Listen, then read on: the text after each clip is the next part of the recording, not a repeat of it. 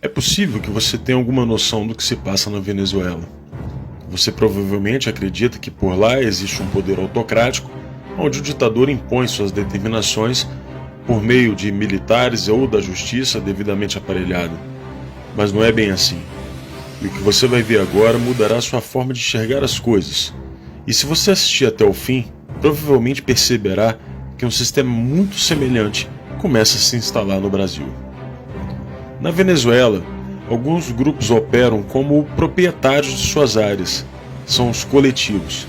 A primeira função do coletivo é defender a Revolução Bolivariana, e para isso eles dispõem de todo tipo de armamento e equipamento necessário para atacar qualquer um que se opõe ao modelo, ou seja, para atacar os reacionários. Esses grupos impõem uma espécie de disciplina dentro de seus territórios. Eles têm um código de honra próprio. Muitos até se gabam de manter dentro de suas áreas um índice de criminalidade abaixo da média nacional, que por sinal são os piores do mundo, com 70 homicídios a cada 100 mil habitantes. Existem centenas de coletivos, todos eles armados, com rifles portáteis, granadas, e 2 deles, os Carapaicos e Tupamaros, receberam treinamento militar dos guerrilheiros das Farc colombiana.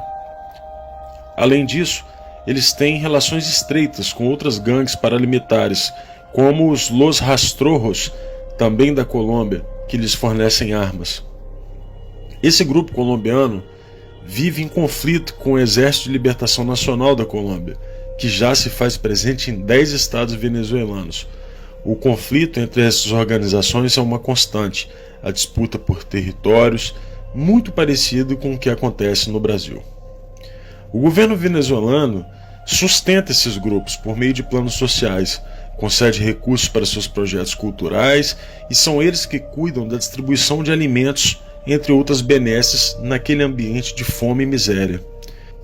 Enquanto mantém a sua fachada social, esses grupos atuam no tráfico de drogas, roubo de automóveis e outras ações características do crime organizado.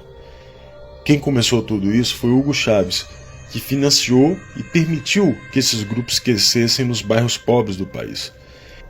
Nicolás Maduro herdou esse sistema, e os grupos que não estão sob seu controle estão sob o controle de 2 figuras sombrias do regime: Diosdado Cabello, acusado de ser um barão do narcotráfico da América Latina, e Fred Bernal, atual chefe nacional dos comitês locais de abastecimento e produção. Desde 2014, esses grupos mantêm uma função de reprimir as mobilizações lado a lado com a polícia militar do chavismo. O número de assassinatos praticados por esses grupos é incalculável. Em entrevista ao New York Times, o criminologista Fermín Manuel Garcia disse que, se a revolução perder a presidência amanhã, os coletivos se tornarão imediatamente uma guerrilha urbana, ou seja, não tem retorno.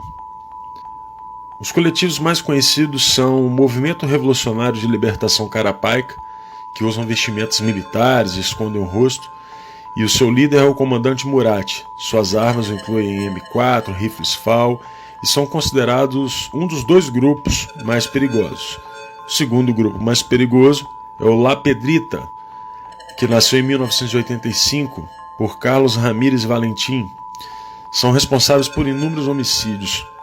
Outro grupo conhecido é os Los Tupamaros, é uma organização de tendência marxista-leninista que herdou o nome do grupo guerrilheiro uruguaio sob o lema Comuna ou Nada.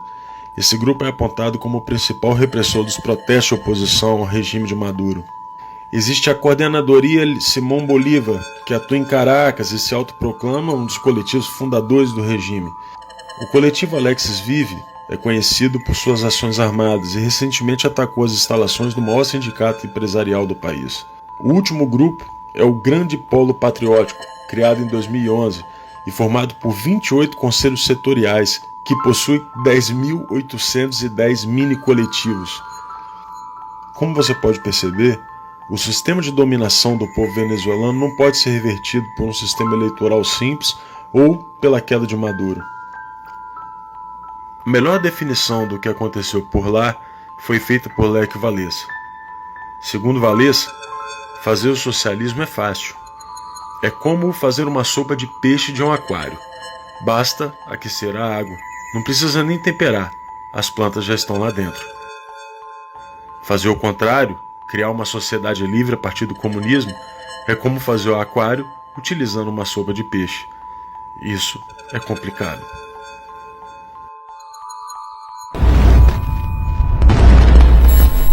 E venha, isso é com isso que eu vou terminar, venha Bolsonaro, venha que nós vamos organizar a rapaziada da periferia e nós vamos ver quem é que vai resolver essa parada.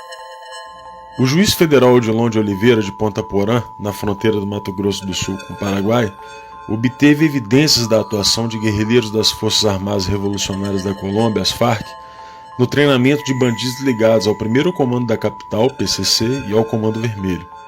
Segundo as apurações de Oliveira, quadrilhas de narcotraficantes do Brasil são os principais clientes da América do Sul na compra de cocaína produzida pela facção colombiana. Eles treinam brasileiros lá para agir aqui.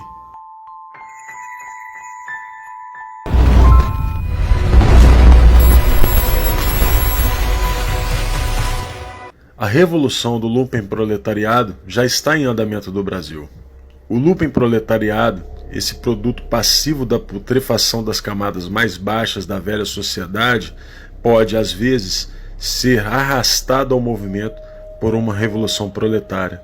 Todavia, suas condições de vida o predispõem a vender-se à reação. Karl Marx.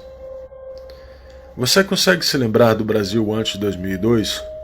Pois é, não existiam cracolândias por aqui. A partir da vitória de Lula, a droga derivada da cocaína tomou conta do país, escravizando um número imensurável de brasileiros. Tais indivíduos são capazes de lutar com maior coragem, mas são propensos a ações destrutivas. Conduzidos de maneira correta, podem converter-se numa força revolucionária. Mao Tse-tung, em Análise das Classes da Sociedade Chinesa.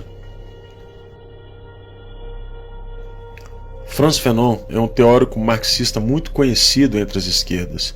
Seguidor do maoísmo, é proponente de uma revolução mundial, razão pela qual ações muito semelhantes acontecem em todos os lugares onde o comunismo possui seus tentáculos.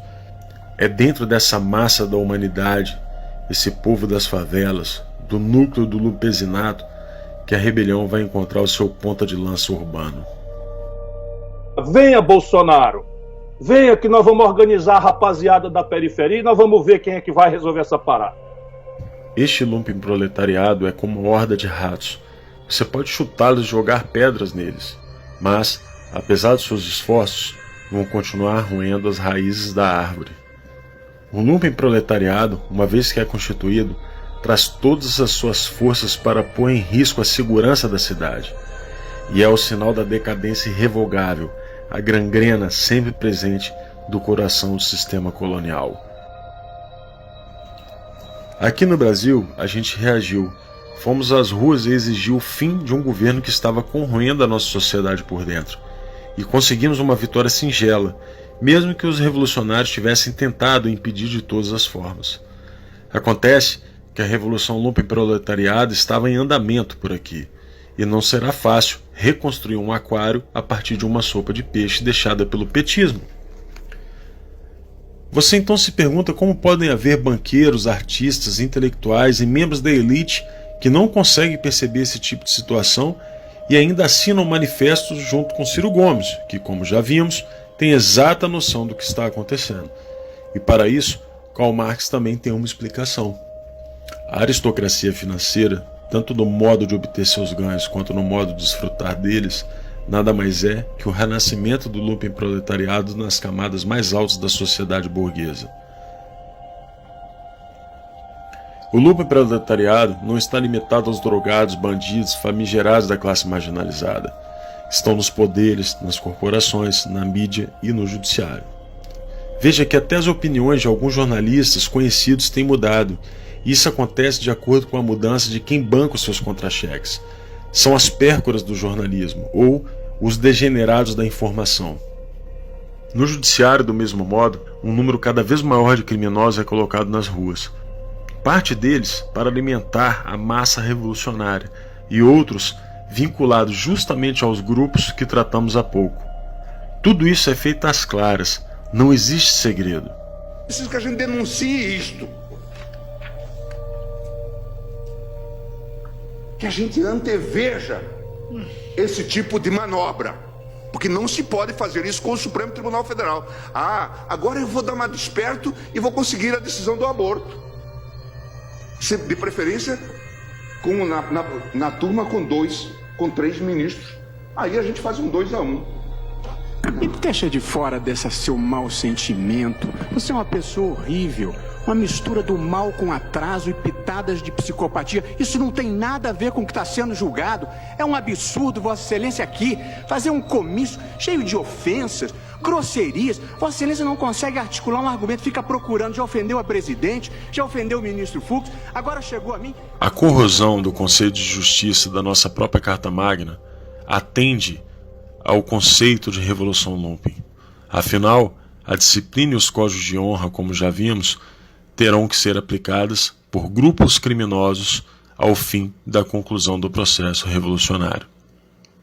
Agora que você já sabe qual é a situação que nos encontramos, eu faço um pedido. Não desista do Brasil.